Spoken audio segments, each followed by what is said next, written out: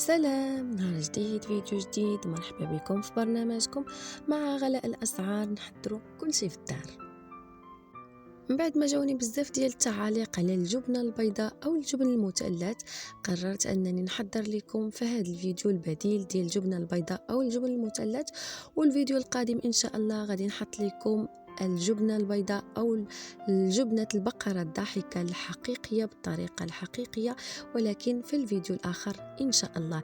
وإنما هذا الفيديو إن شاء الله غادي نحضر لكم فقط البديل ديالها.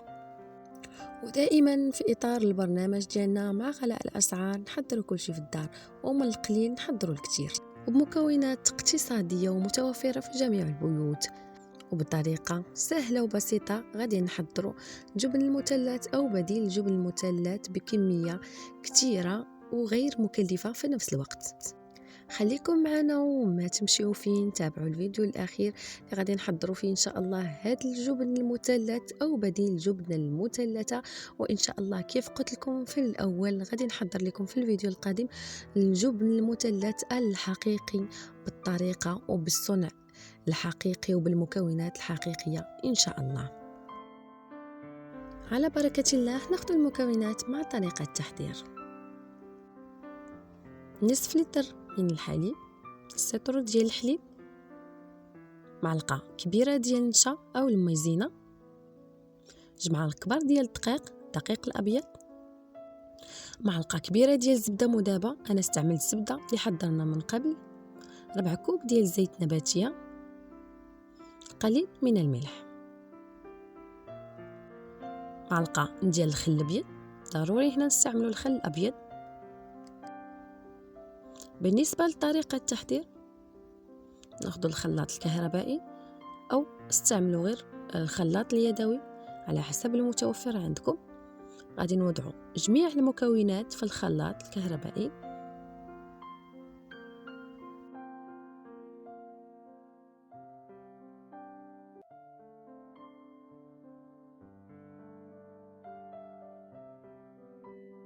بالنسبه للاضافه هنايا اللي درت، انا نسيت ما حطيتش لكم هذا المكون مع المكونات او مع المقادير.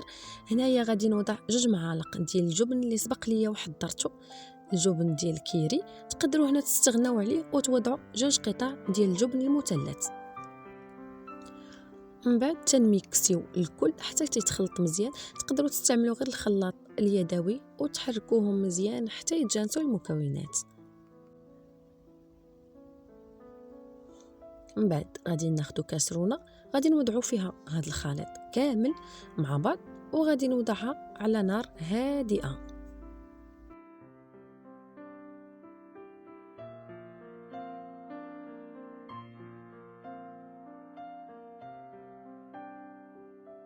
نوضعوها فوق النار، العافيه تكون مهيله او نار هادئه، ودائما بملعقه خشبيه او سباتيل تنبقى نحرك او التحريك مستمر.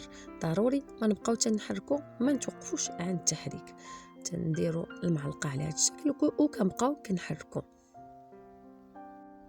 بحدنا حنا وتنحركوا، والخليط عندنا تيبدا تيعقد لينا بهذا الشكل.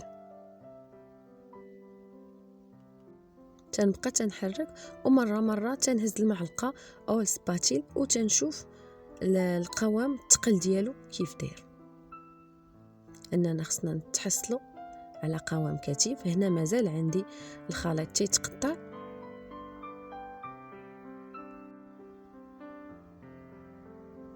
يعني فاش يصبح جاهز تنهز المعلقه على هذا الشكل، الخليط تيبدا تيهبط، يعني كامل ما تيتقطعش. هنا مازال عندي ما صبحش جاهز.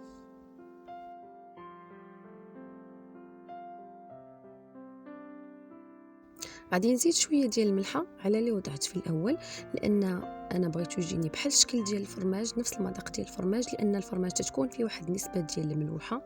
هنايا نتوما فاش تكونوا كتخلطوا ذوقوا الى لقيتوا خاصو الملحه، زيدوه شويه ديال الملحه حتى تحصلوا على المذاق ديال الفرماج.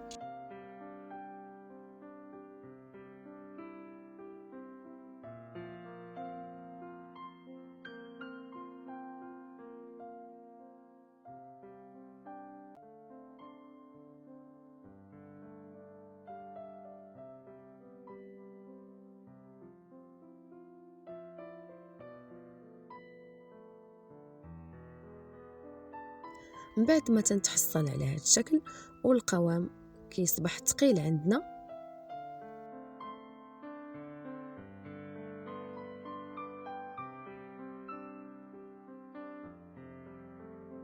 من بعد ما تيوصل لدرجة الغليان اللي تتلاحظوا معايا والقوام كيبدا يهبط بهذه الطريقة، بعد تنهزوا الخليط وتهبط عندنا على هذا الشكل ثقيل، صافي تنطفيو البوطة وندوزو للمرحلة التالية.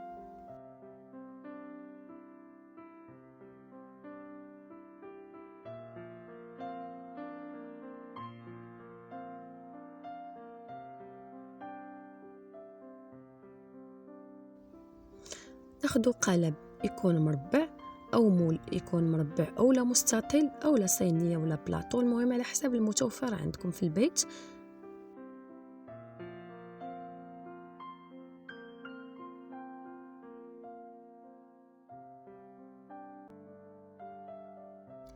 ومن بعد غادي ندخلو للثلاجه مده ديال 3 ديال السوايع، او تقدروا تصايبوه في الليل وتخليوه ليله كامله والصباح تقطعوه.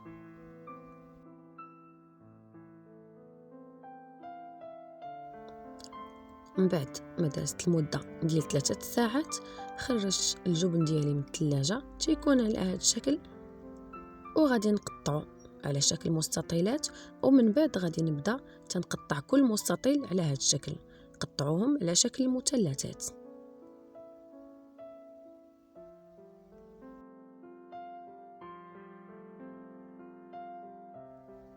العمليه سهله وما تاخذش الوقت بزاف، تنحضروه بطريقه سهله وحتى المكونات مكونات بسيطه. هذا بديل الجبنه البيضاء وليس الجبنه البيضاء الحقيقيه، انما الحقيقيه غادي نحضروها فيديو اخر ان شاء الله. حتى هي تجي زوينه وتيجي الملمس ديالها حتى هي كريمي، وفي نفس الوقت المذاق ديالها رائع جدا. وان شاء الله الحقيقيه اللي غنحط لكم في الفيديو القادم ان شاء الله تتكون احسن منها بكثير.